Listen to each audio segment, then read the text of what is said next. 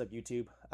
Wanted to provide this update a little bit late here, and hope you guys had a great week, by the way, on the market. A lot of opportunity, a lot of challenges, as usual. That's the market, right?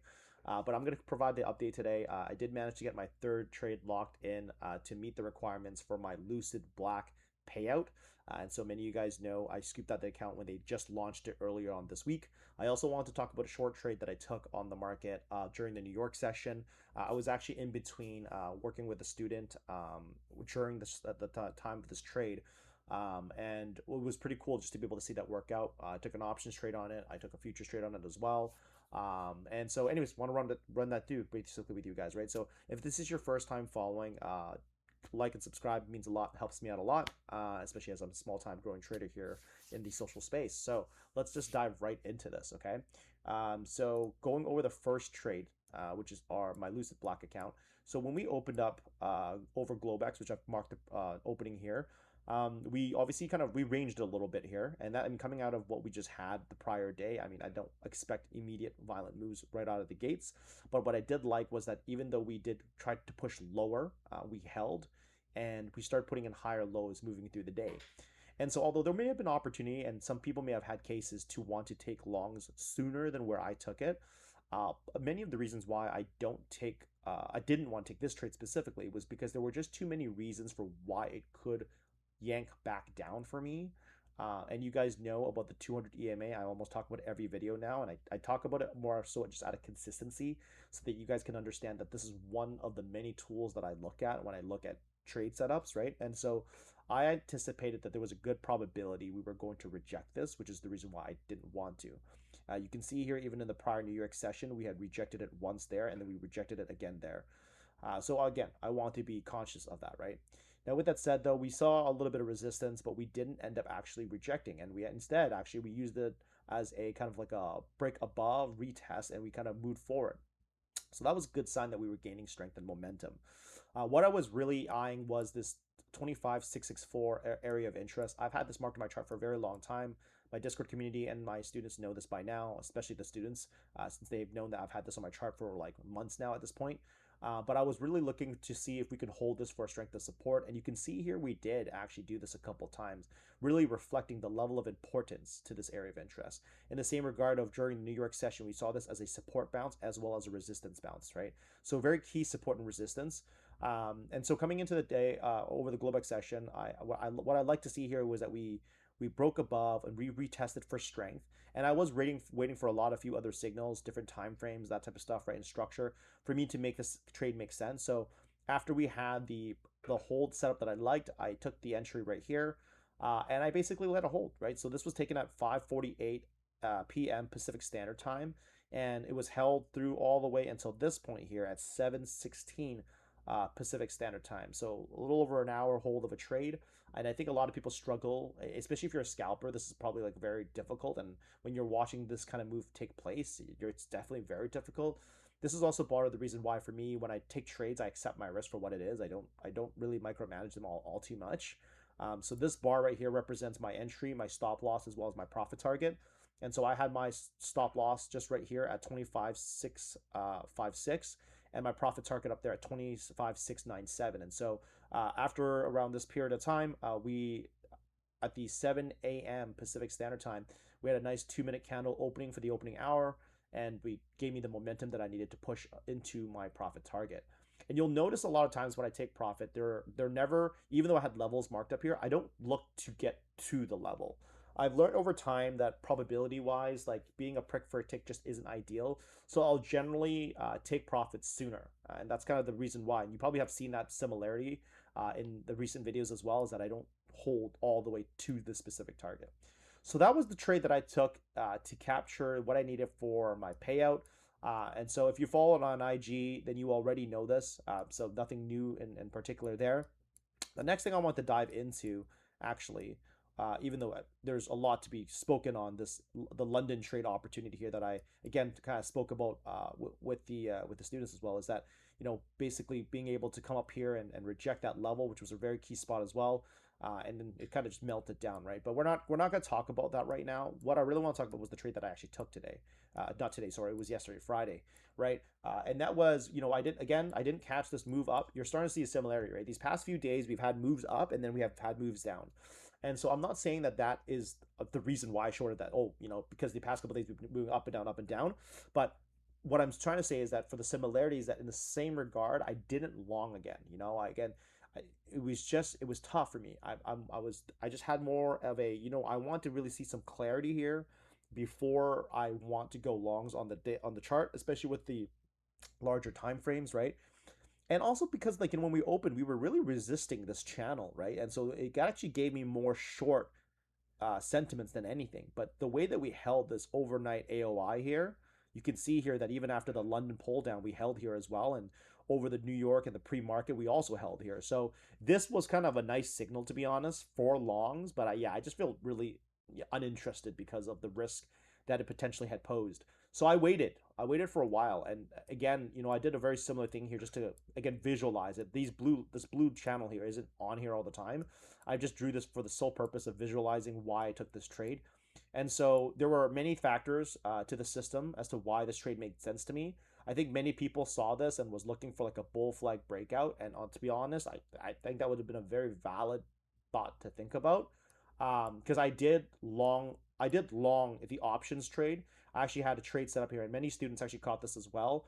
I entered basically after I think it was this candle here actually that I entered the candle. So I took an entry here. I have to look back at my log notes. But oh my goodness, what's going on? Entry. I took my options contract here and I actually rode this all the way up, and I think I got about 150% on this trade to the upside. Posted this on Instagram as well. Had students catch this on the futures trade as well. So very solid move. The test of a key area again, that 737 has been one that has been on my chart for quite some time now. So really, it was really great to see that play out for both me and the students as well. But yeah, again, kind of building back to that bull flag concept, right? A big part of the reason was because I had this channel here, and I really thought that after we retested here, we were going to move from channel to channel, which we didn't. So I actually ended up closing out my call options. So I rode and I trimmed 100%, 150%, and then I closed the remaining at the break of 2 minute structure here for about, I think, 98% or 99% or something like that, I think it was. But that's what I sold it for, right? Afterwards I was kind of watching this and like thinking, we're putting in lower highs right now, and yes, you could also look at this as maybe, well, these are the lower highs and the higher lows that maybe are forming a bull flag or maybe a bullish pennant. But as I was looking at the chart for the candles and all that, I'm looking at this as the way that we were holding the support flip resistance here, and also then coming down, closing beneath my channel, and then using that channel as also a support flip resistance. I was looking more and interested in shorts. And if I was wrong, then it would have been just another one of those days that I was wrong, right? Probability wise, it is what it is. I had my stop above the lower high here and basically took my entry here for shorts on my options as well as futures a little bit later on. But I was able to hold this and hold this down to the 200 EMA, once again, as I always reference, right? And was able to capitalize on 200% short trade on options. Again, posted on Instagram, profits, all that type of stuff. Anyways, if you follow, you know what I'm talking about already. But another solid trade there. I also wanted to note, because some people have asked me about like indicators. You can see right here on the top left hand corner what the indicators are for this.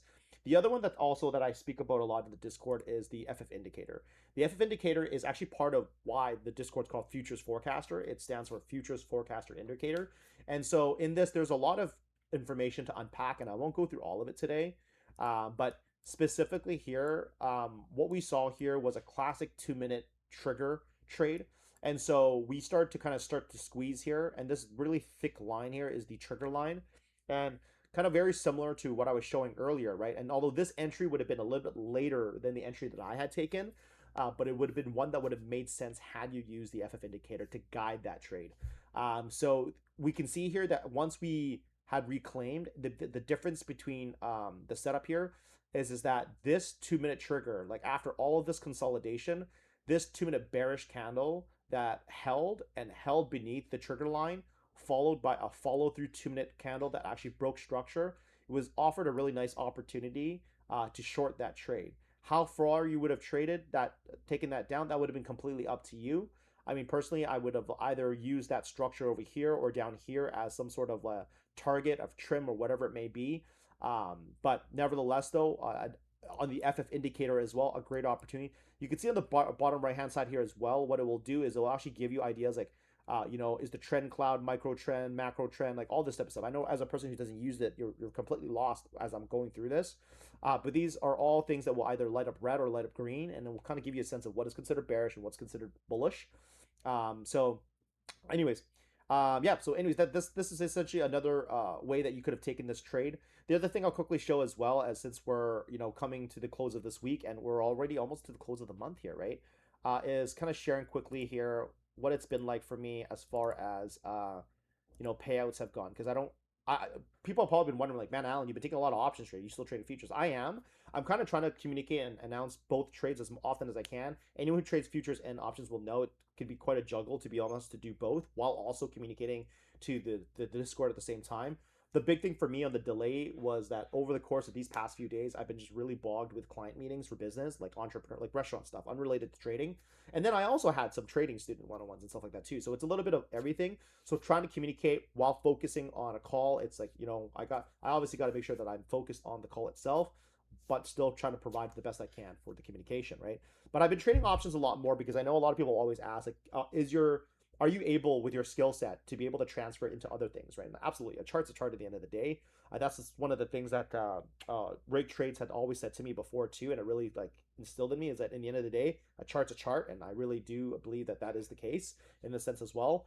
And so yeah, for options, I've been trading that a lot more just to show that with self-funded cash, I can do the same thing. Different variables at play when you're looking at futures versus options, but nevertheless, though, it's been a good month. It's been a good month thus far, right? So this is just kind of showing you trader stats here.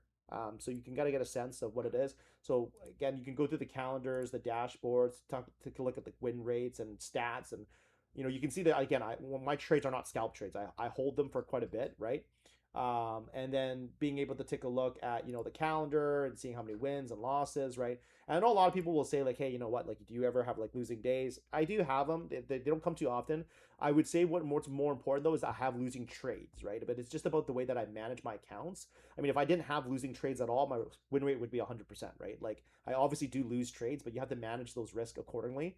And going down into the payouts, right? Payouts already this month, you can already see at it's been a pretty solid, and you can see even just in the past few days, actually this week, some really solid payouts and from Take Profit Trader. And know that this is not from like one account. This is a culmination of me trading different accounts, different sessions, and it's a culmination of them all, which is what leads to this, right? So I have blown a couple of those Take Profit Trader Pro accounts already. But it is, again, game of probabilities. At some point in time, they're not going to last forever. But I've gotten good payouts out of them. Considering the fact of what they cost to what you get. I mean, I think it's all worth it in the end of the day. It is a numbers game. So yeah. Anyways, that's kind of my quick update. If you found this valuable, just let me know. Drop some comments down below. And if you're not following on IG already, follow there. As far as like all the student work goes, I think you guys have heard already. I am going to be closing up the mentorship list soon. I'm kind of looking to start in the second week of February here, so probably in the next week here or so I'll probably start locking it up. And so again, I emphasize for those who are following for the first time, I'm not looking for people who are trying to get rich quick. If you don't have the mindset of wanting to do this for years to come, it's probably not for you. Again, one man's opinion, right? I don't want to work with someone who's just wanting to get in here, make money in a year and get out, because honestly I don't think that's sustainable. Even for myself, I look at it as like, I won't call myself the best of the best in any way, because I think there are a lot of traders out there who have been trading for far longer than me and have had that consistency for all those years as well. So I'm working on it just as much as you guys are, but I think that's part of what the mentorship means to me. You're not attending a class, Jess. Of course, you're going to go through a class session, but that's not why you're partaking in it. Really, what you're looking for if you're working with me is you're looking for a person to work with for the longer haul. So you learn what I do, but it's also about nurturing that skill set over the course of time. And I think that's truly where the value is between a master class, a mastermind, or any kind of curriculum or boot camp or anything like that versus a mentorship. I think there's a fine line of difference of that. So anyways, reach out to me. You can DM me in IG if you have any questions and inquiries. But other than that, have a great week, have a great weekend, and trade safe next week, guys.